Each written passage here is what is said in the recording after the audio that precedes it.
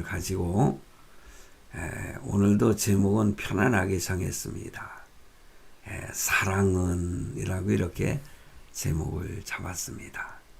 사랑은 오래 참고 사랑은 온유하며 뭐 이렇게 사랑은 이렇게 기록이 되어 있기 때문에 편안하게 또 제목을 잡았는데, 참 사랑은 이렇게 지난 시간에도 제가 말씀을 드렸지만은 이 고린도전서 이 말씀을 설교하기가 마음이 그렇게 편치 않다 그랬지 않습니까? 그거는 말씀 앞에서 제가 부끄러운 사람이기 때문에 그렇게 표현을 한 것입니다. 하나님 말씀 앞에 온전한 사람은 어디 있겠습니까? 저도 마찬가지고 여러분도 마찬가지일 겁니다. 한 말씀 한 말씀 보면은요 가슴이 찔리기 때문에 마음이 편치 않지 않습니까? 그래서 오늘 말씀을 보면은 사랑은 하고 말씀하고 있는데, 이 간단히 우리가 사랑에 대해서 말할 수는 없겠지만은요, 이 성경에서는 그 의미를 아주 조목조목 이렇게 설명하고 있습니다. 그래서 어찌 보면은 사랑에 대한 정의를 내리고 있는 것이다, 그렇게 생각을 합니다. 그러므로 사람들은 사랑에 대해서 왈가왈부하죠. 이것 저것 사랑은 이런 것이다 말을 하지만은 오늘 본문에 보니까는요, 사랑이라고 하는 것은 이런 것이다 하면서 분명하게 정의를 내려주고 있습니다. 그래서 오늘은요, 제가 길게 말씀을 안 드리고 또 7절까지 다 말씀은 드릴 수가 없기 때문에 조목조목 그냥 한 대여섯 가지만 말씀드리고 마무리하도록 하겠습니다. 그러면 사랑이란 무엇일까요? 4절에 보니까는 오래 참는 것이라고 그랬어요. 오래 참는 것. 그래서 사도 바울은 사랑의 정의를 내리면서 제일 먼저 말하는 것이 뭐냐? 사랑은 오래 참는 것이랍니다. 사랑은 참는 것이다. 인내하는 것이다. 아마 고린도 교회의 그 성도들, 그들에게 가장 필요한 것이 인내라고 이렇게 생각을 했던 것 같아요. 그래서 인내는 여기 있으니까 오래 참는 것이죠. 인내는 그 고난을 참는 것만이 아니죠. 내가 지금 무언가 하고 싶은데, 그러니까 나를 중심으로 해서 내가 무엇을 하고 싶은데 그것을 좀 더 참는 그런 의미가 있고요. 외부로부터 나에게 뭔가 이렇게 참을 수밖에 없는, 때로는 참지 못할 이러한 일들을 당할 때에 내가 얼마나 길이 참을 수 있느냐, 이렇게도 설명할 수가 있겠습니다. 참으로 고린도 교회 성도들에게는 정말 필요한 인내가 있었습니다. 그러니까 고난을 참는 인내보다도 그들은 자랑거리가 많았잖아요. 그래서 내가 막 자랑을 하는 것. 지난 시간에도 이 자랑하는 것을 좀 자제하라는 그런 말씀을 드린 바가 있는데, 이렇게 참 고난을 참는 인내보다도 자랑하는 것을 참는 인내, 이것이 고린도 교회 성도들에게 필요했던 것 같아요. 오늘날 우리들의 교회에서도 마찬가지 아니겠습니까? 마찬가지입니다. 왜 고린도 교회에 분쟁이 일어나고 갈등이 많이 일어났습니까?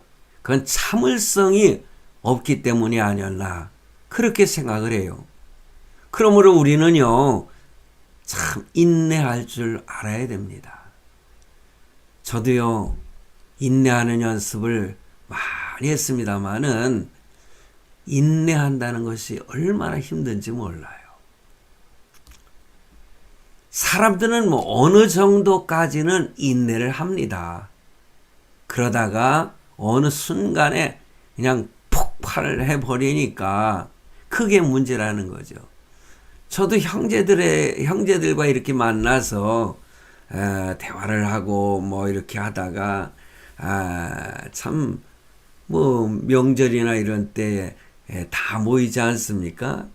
그때 뭐 이런저런 얘기 하다 보면은요 별 얘기가 다 나오잖아요.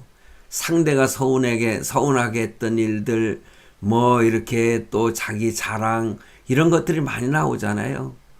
자, 그런데 그러다가 서로 뭔가 의견이 부딪히기 시작을 합니다. 저는요 이상하게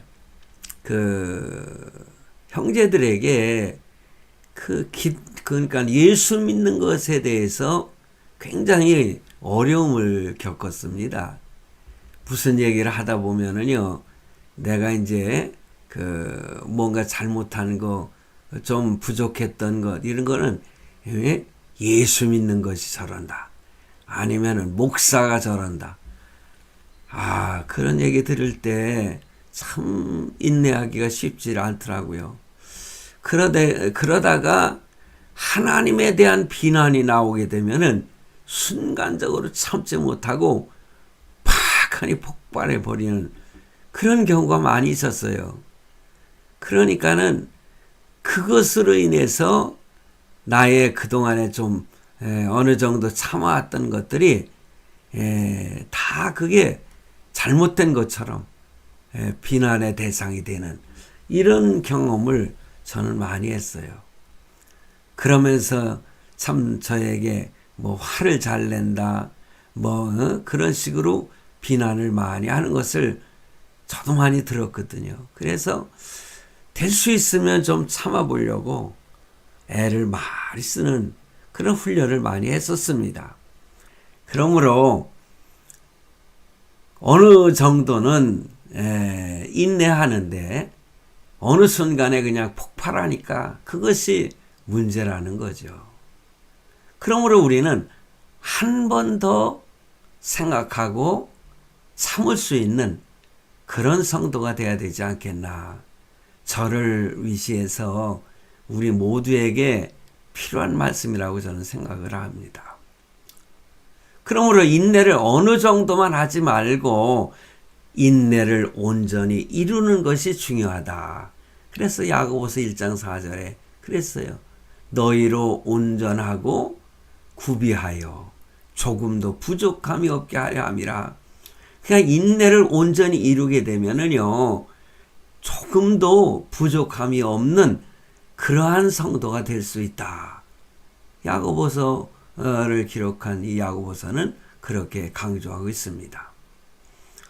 어렵고 힘든 일이 계속될 때에는 어떻게 보면은 하나님께서 나에게 더 큰 축복을 주시고자 하는 그런 목적이 있는 것이 아닌가 하면서 우리는 참 좀 더 생각하고 인내하는 그런 지혜가 필요하다. 그런 말씀입니다. 그러므로 최후의 승리자는 인내하는 사람이라고 생각을 합니다. 인내를 너무나 못하니까 성공도 못하는 거 아니겠어요? 근데요, 참 오늘 본문 말씀은 오래 참고라고 말씀하셨잖아요. 근데 영원히 참고라고 하는 말씀은 아니지 않습니까? 그러니까 오래 참는 것이죠. 오래오래 참다가 때로는 폭발할 수도 있는 거 아니겠습니까? 예수님도 참다 견디지 못해서 그 예루살렘의 명절을 지키러 온 그 사람들이 뭐 사고 팔고 하고 성전 안에서 그랬을 때 그 화를 내셨던 그런 모습을 우리가 생각할 수 있지 않겠습니까? 그러니 영원히 참을 수는 없는 거예요. 언젠가는 하나님께서도 참지 않으시고 강하게 심판하실 때가 있지 않습니까? 그러므로 우리도 영원히 참는 것이 아니라 오래오래 좀 참을 수 있는 사람은 오히려 다른 사람들에게 인정을 받고 모든 삶에 있어서 참 성공하는 그러한 열매를 맺지 않을까, 맺는 그런 성도가 될 것입니다. 하나님은 우리가 오래오래 참으면 언젠가 그 인내의 기간을 반드시 끝내게 하시고 인내한 것 이상으로 하나님은 보상해 주실 것이다. 그렇게 믿습니다. 두 번째는 사랑은 무엇입니까? 온유한 것이라고 그랬어요. 온유. 참 온유라고 하는 말씀, 이 문자적인 의미를 생각하면은요, 마음이 따뜻하고 아주 행동이 부드러운 것. 그것이 온유입니다. 근데 예수님께서 나는 마음이 온유하고 라는 말씀을 하고 계시지 않습니까? 예수님은 참 온유하신 분입니다. 그걸 영어로 말하면 love is kind, kind로 이게 표현을 하고 있어요. 그건 뭡니까? 친절이라는 거 아니겠어요?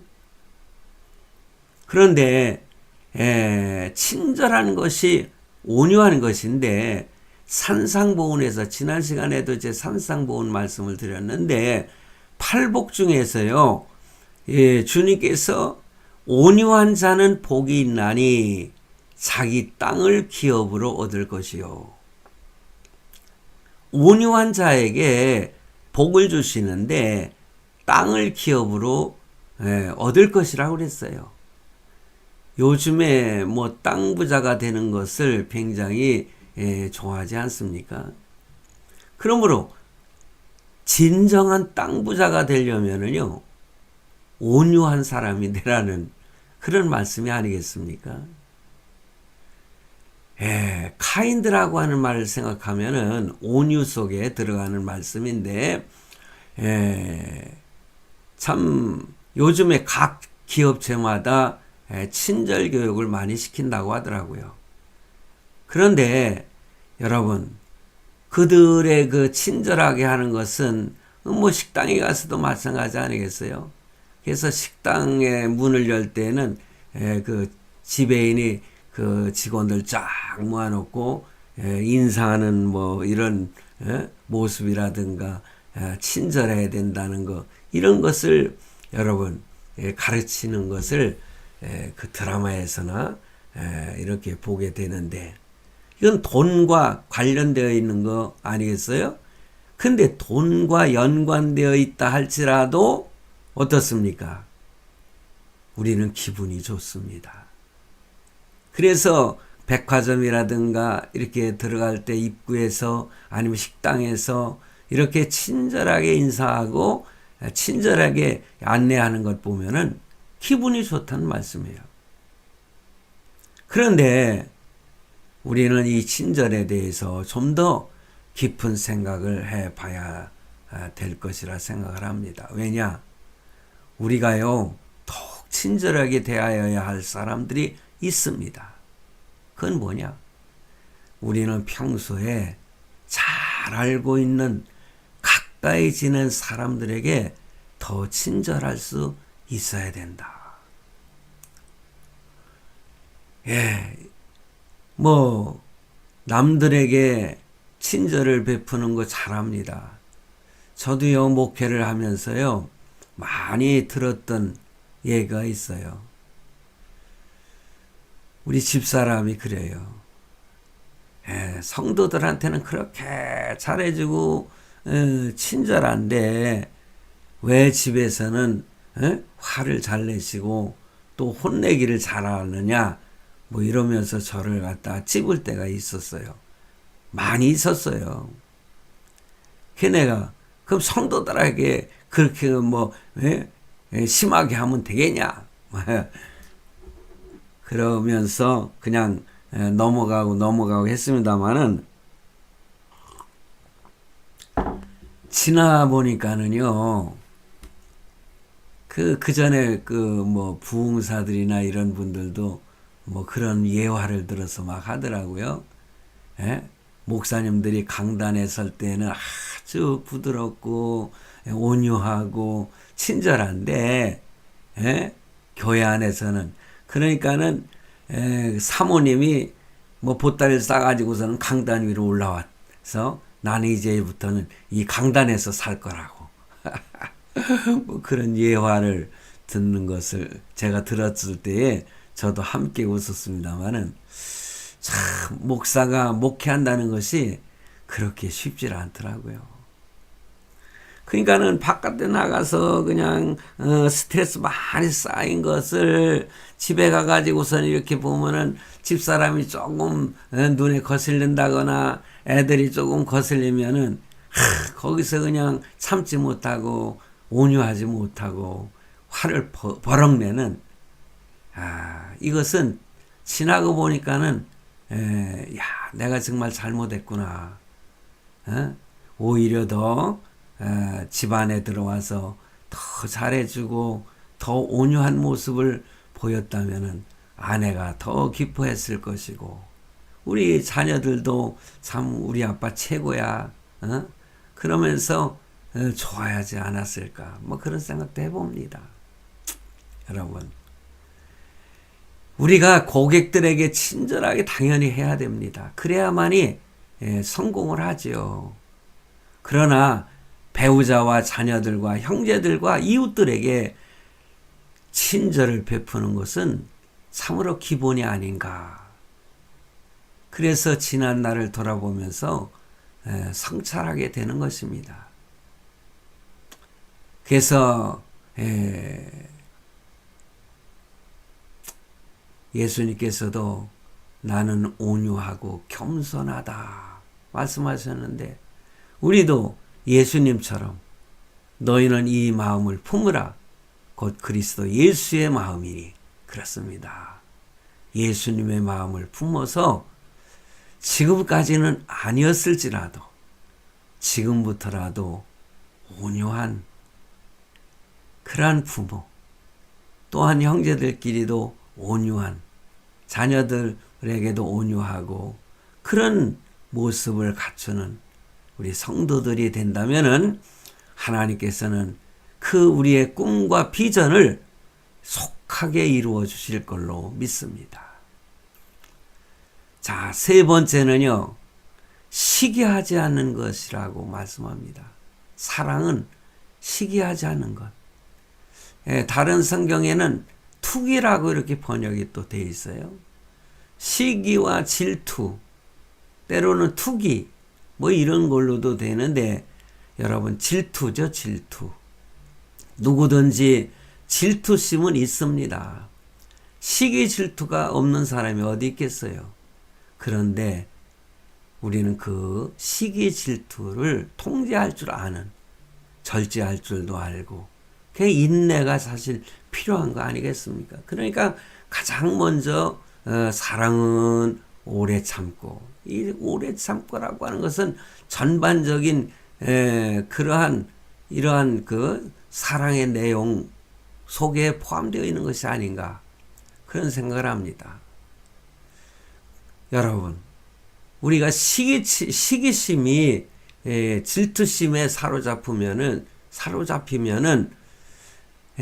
남이 잘 되는 것을 보지 못하잖아요. 잘 되는 꼴을 못 봐요. 그러니까는 사촌이 땅을 사면 뭐 어떻다는 말 있지 않습니까? 배가 아프다는 거죠. 그렇기 때문에 남이 잘 되는 꼴을 보지 못해요. 형제들끼리도 마찬가지예요. 형제들끼리도요, 서로 견주기 좋아하고요, 비교하기 좋아하고요, 뭐 그런 거 아니겠어요? 그러다 보니까는 서로 싸우게 되고요, 예, 그렇습니다. 누가 더 잘 사냐, 못 사냐, 예? 누가 더 잘났냐, 못났냐, 이런 것이 뭐 그렇게 중요한지. 그냥 주어진 대로 살면 되는데, 사실 저는 이상하게요, 형제들한테 질투심을 많이 받았어요. 그래서 그 심정을 압니다. 예? 나는 그렇게 드러내지도 않는데, 뭔가 좀 서로 의견이 맞지 않아 가지고 뭐 간단한 일 같은데도 이렇게 다툼이 일어나면은, 예? 아주 저 배운 것이 저런다는 도.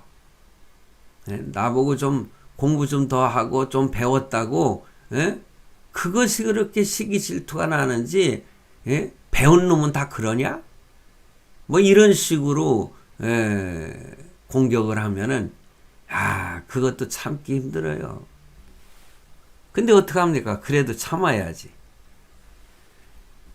내가 다른 사람보다 더 잘해야 된다.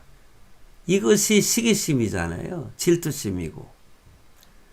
남이 방언을 하면은 나는 예언 정도는 해야 된다 이거예요. 남이 예언을 하면은 그걸 갖다가 막 질투하면서 뭐 그것은 잘못된 것은 이것이다 그러면서 지적하기를 좋아하고, 고린도 교회 성도들이 그랬다는 거 아니겠어요? 그러다 보니까 뭡니까? 싸움이 일어나고, 예? 혼란스러운 교회가 된 거 아니겠어요? 성도 여러분, 아주 중요한 것이 있습니다. 여러분, 아무리 영성이 있고 은사가 있는 것 같아도요, 이 질투심에 사로잡힌다고 하는 거, 그거요, 귀신에 의해 사로잡힌 거예요. 예. 저는요, 신앙생활하고 또 목회생활하면서 저는 이 사단, 귀신하고 많이 싸웠는데요, 모든 것을 보니까, 예? 이 사단이가 사로잡을 때에, 참 거기에 이러한 시기심만이 아니라 그냥 그 상대를 미워하고 또 교회에 분란이 일어나고 또 이렇게 갈라지는 일들이 벌어지고 그렇더라니까요. 이 화를 내는 것도 있잖아요. 나중에 경험을 해보니까는 이 사단이가 역사를 하더라고요. 그래서 저 자신도 마찬가지예요. 이 귀신을 경험하게 되면은요, 귀신도요, 나에게 순간적으로 들어와 가지고 내 마음을 갖다 확 이렇게 비틀어서 화를 내게 하고 상대에게 공격하고 이런 그 역사를 하도록 만드는 것이 귀신이 하는 짓이더라고요. 하도 귀신에 대해서 이렇게 경험을 하다 보니까는요, 이렇게 사는 것이 어떻게 보면 귀신 노이로제가 걸리더라고요. 이것도 귀신이야, 저것도 귀신이야. 그런데 이런 노이로제 걸렸다는 표현이 좀 지나친 것 같은데, 모든 우리의 삶 가운데는 귀신이 함께 역사하고 있다는 거죠. 성령이 역사하는 것에 귀신도 역사하는 것입니다. 그러므로 할 수만 있으면 성령으로 충만할 때에 귀신이 공격하지 못하고 내 속에 들어오지 못하는 거예요. 저는 오늘 그것을 말씀드리고 싶어요. 그래서 아무리 영성이 있다고 할지라도요, 은사를 가지고 있는 사람이라 할지라도요, 능력이 있는 사람이라 할지라도요, 귀신이 역사하면은 다른 모습으로 변하더라고요. 그러므로 항상 기도할 때에 귀신이 나를 이렇게 사로잡지 못하도록 해달라고 기도를 해야 됩니다. 저는 그래서 잠을 잘 때 제가 꼭 기도하는데, 하나님, 이제 종이 잠을 자려고 합니다. 꿈속에서라도 귀신이 나를 흔들지 못하도록 성령 하나님께서 지켜달라고, 꿈속에서도 나를 지켜달라고 저는 그렇게 기도를 해요. 어떤 때는 있잖아요. 아주 이상한 꿈을 막 꿀 때가 있어요. 사단이가 막 역사하고요. 막 괴롭히고요. 막 그럴 때가 있지 않습니까? 그래서 우리는 어떻게 해야 되겠습니까? 항상 하나님 앞에 주여, 귀신이 나를 갖다가 흔들지 못하도록, 사단이가 나를 흔들지 못하도록, 흔들지 못하도록 성령 하나님께서 나를 지켜주시옵소서. 귀신이 뭡니까? 귀신은요, 분열도 시키고요, 사람들을 갈라놓기를 좋아합니다. 하나님에 대해서 자꾸만 배신하게 만들고.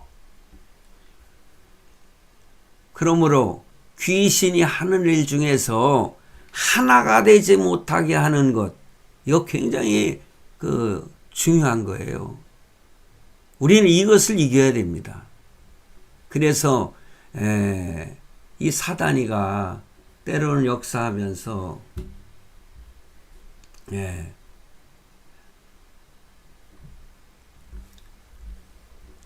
질투라고 하는 그 독성을 흘려놓고 다른 사람과 즐겁게 어울려 사는 것을 시기하는 거예요.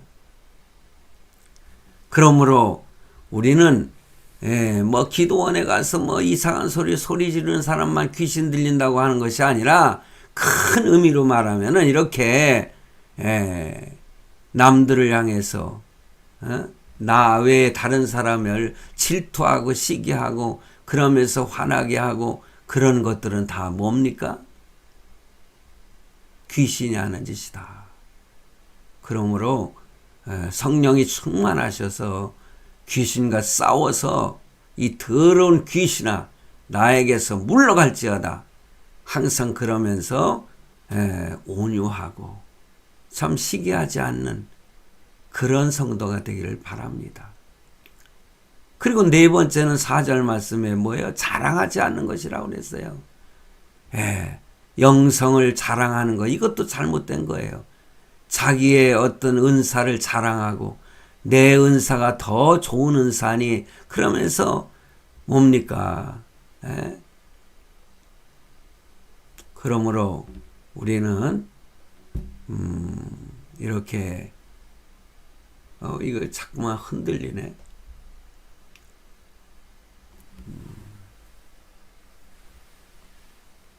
그래서 고린도 교회 성도들은 자랑하는 사람들이 많아서 참 서로 분란이 일어나고 그렇지 않습니까? 갈라지고. 시편 12편 3절 말씀에 보면은 자랑이란 말이 무엇인가를 말씀하고 있어요. 여호와께서 모든 아첨하는 입술과 자랑하는 혀를 끊으시리니. 여러분, 자랑하는 혀라고 그랬죠. 혀를 끊는다, 잘라버린다. 야, 아첨하는 입술. 그러니 하나님은 왜 이렇게 자랑하는 혀를 그토록 미워하시느냐? 이 말씀도 중요한 거예요.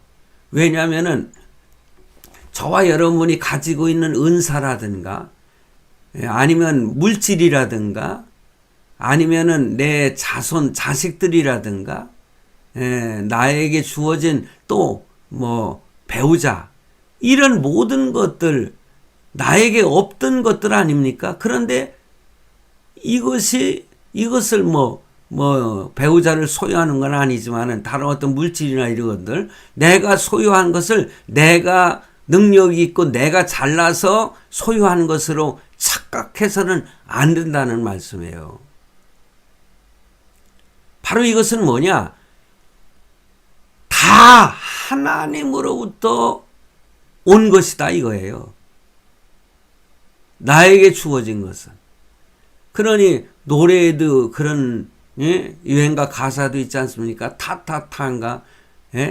내가 태어날 때 빈손으로 태어났는데 내가 지금 입고 있는 이 옷 한 벌이라 할지라도 이것도 다 나에게 참 주어진 이거 가지고도 행복할 수 뭐 있단 뭐 이런 식으로 뭐 가사가 되어 있던데 참 그렇습니다. 나에게 요만큼 주어졌던 더 많이 주어졌던 여러분 이것은 빈손 들고 이 땅에 태어났는데 나에게 이런 펜 하나가 있어도 뭡니까? 이것도 나에게 주어진 것이니 이것도 얼마나 행복한 것이냐. 뭐 이렇게 말하면은 나에게 비난하는 분들도 있을지 모르지만은 있든지 없든지 하나님으로부터 주어진 것이기 때문에 이것을 자랑하는 것은 잘못된 것이다. 그래서 하나님께서 이렇게 자랑하는 것을 싫어하신다. 그것입니다. 여러분, 내가 무엇을 다른 사람에게 좋은 것이 있어서 자랑을 하잖아요. 하나님이 왜 이렇게 자랑을 싫어하시느냐? 자랑이 다른 사람을 낙심하게 만들기 때문에 그렇습니다. 돈 많은 사람이 돈을 자랑하잖아요. 그럼 가난한 사람, 돈 없는 사람이 낙심하게 된다는 거예요. 집 자랑을 하게 되면은 집이 없는 사람이 낙심한다 이거죠. 제가 밴드에다가 지난번에 제 자동차를 갖다가 올렸어요. 우리 집사람이 막 뭐라고 해요. 왜 그런 걸 올렸어요. 다른 사람들이 보면 그걸 보면은 어떡하게 해요. 어차피 올렸는데 어떻게? 그러니까는 다른 사람들한테 목사님 뭐 그런 거 자랑하지 말라는 거예요. 맞는 얘기더라고요. 근데 저는 자랑하고 싶어서 올린 것은 아니었어요. 그냥 그래도 아들놈이 그런 걸 갖다가 이렇게 사주고 하니까는 너무나 그 마음이 행복하고 좋아서 또 이렇게 표현하는 것도 너무 지나친지는 모르지만은 저는 그냥 늘 마음에 감사해요. 제가 자동차를 이렇게 끌고 나가잖아요. 그러면 차에 이렇게 앉으면 아주 기분이 좋아요. 왜냐하면 자동차가 그 좋으니까는 운전하는 것도 편하고 그냥 그 뭡니까 승차감도 좋고요. 그래서 저는 주여 내가 이런 차도 끌을 때가 있군요. 하나님 그냥 누가 어떤 차를 끌면 아유 나도 저 차가 있었으면 좋겠는데 교회에 이런 차가 있었으면은 신방할 때도 좋고 막 그런 이런 생각을 많이 했었거든요 예전에. 근데 어떻게 저에게 이런 좋은 차를 갖다 끌을 수 있도록 해 주셨는지 너무나 감사합니다. 감사합니다. 그러면서 한편으로는 아들놈이 또 그렇게 고맙고 감사하더라고요. 그러면서 그 참 아들한테 감사한 마음을 갖고 또 운전을 조심하라고 하고 그래서 제가 이제 이 요즘에는 거리 감각이요 예전과 같지 않아요. 그러다가 이렇게 저기 좁은 그 길 올라가다 보면은 이 주차장 올라가다 보면은 휠을 갖다가 드르륵 긁어가지고 이 큰 차를 갖다가 그 세우지 못하고 지금 전 바깥에다 세우고 있는데 저희 아들이 그래요. 아예 그냥 편안하게 긁으면 어때요? 그냥 제가 나중에 그 수리해다 드리면 되죠. 그래도 내가 긁는 거 싫어. 드르륵 하는 소리가 나면은 그냥 아주 그냥 마음이 그냥 싫어가지고 아예 그럴 때는 바깥에다 대놓는다고. 참 이런 얘기를 또 설교 중에 하니 또 설교 끝나면 한마디 또 들을 것 같아요. 제 집사람한테. 그게 저 목사님 자랑하는 거지 그게 자랑하는 게 아니냐고. 저도 할 말 없네요. 할 말 없어요. 때로는 어떤 것은 또 자랑도 하라고 그래요. 제가요, 지금 전립선 그것 때문에 지금 조직 검사를 한 상태거든요. 이제 22일 날 결과가 나온다고 하는데, 그 밴드에다가 제가 그 얘기를 했더니, 제 제자 하나가, 전화를 했어요. 해가지고, 저보고, 목사님, 예? 요즘 이렇게 몸이 많이 안 좋으신 걸 몰랐어요. 막 그래. 걔네가, 아유, 내가 그 밴드에다가 고열이 올렸나? 예? 어떻게 알았냐? 그러니까 밴드를 보고서는, 알았대요. 그러면서 목사님 아프면 안 돼요. 그러면서, 얘가 전화를 막 우는 거예요. 목사님 아프면 안 되고, 건강하셔야 돼요. 예전에 제가 걔들 유치부 때부터 가르쳤던 애인데, 걔가 이제 60 한갑이 된 애입니다. 그런데 전화해가지고서는, 목사님, 그래서 내가 너무 밴드에다 그래서, 그랬더니, 목사님, 그렇지 않아요. 병은 자랑하라고 그랬잖아요. 질병은 자랑해야 된다고. 목사님 잘못하신 거 아니에요. 그래서, 그러냐. 울지 마. 저는 그 아이라고 편하기가 좀 그러네요. 한갑이 다 된 애를, 그 애, 막 그러기가 좀 미안한데, 근데 그 친구가, 참, 남자가 아니라 여잔데, 그 눈물까지 흘리는 걸 볼 때, 너무너무 저도, 참, 뭐라고 할까, 뭉클하니 너무 감사했습니다. 때로는 이렇게 자랑을 해야 되는 건지, 자랑을 하지 말랬으니까 모든 거 자랑하지 말아야 되겠죠. 여러분, 자식 자랑하면은 자식 때문에 고민하는 사람이 낙심도 하고, 그것을 알기 때문에 하나님께서는 자랑하지 말라. 그게 다 네가 잘나서 생긴 거냐? 다 내가 준 거지. 그러지 않겠어요? 우리 적당히 자랑하면서 삽시다. 그냥 너무 지나치게 자랑하지 말고. 5번째는 교만하지 않는 것. 이거는 굉장히 중요한 것 같아요. 어떤 사람은 드러내놓고 자랑하지 않아도요, 속에서는 교만이 꽉 차 있는 사람들이 있어요. 자기가 최고인 줄 알고요, 다른 사람이 하면 알아주지도 않고 인정하지도 않고, 그렇습니다. 그 교만한 사람하고 지내면은 마음고생이 많잖아요. 항상 신경도 쓰이고요. 근데 잠언 16장 18절에 보니까는 교만은 패망의 선봉이라고 그랬어요. 사람을 망하게 하는 것이 교만이라는 거지요. 그러므로 정상적인 사람은 교만할 수 없습니다. 그래서 어떤 사람은 집안에다가 그냥 좋은 것들, 외제 물건 같은 걸로 그냥 다 도배해 놓고, 없는 사람을 차별하고 자기를 특별한 존재로 생각하고, 논리 하나까지도 자기 논리만이 최고라고 자랑하는, 감정 하나까지도 자기 감정이 최고인 줄 알아요. 다른 사람 감정은 생각지도 않고, 겸손하지 않고. 여러분, 교만한 모습은 하나님께서 가장 싫어하는 것이 아니겠습니까? 그러고 보니까 하나님이 다 싫어하시네요. 나보다 못한 사람을 높여주는 것, 이것을 하나님은 기뻐하시는 것입니다. 오늘은 설교가 더 간단하니 일찍 끝날 줄 알았는데 좀 시간이 가는군요. 그러므로 성도 여러분, 사랑이라고 하는 것은 겸손한 태도를 취하는 것이고, 나보다 못한 사람을 높여주는 것입니다.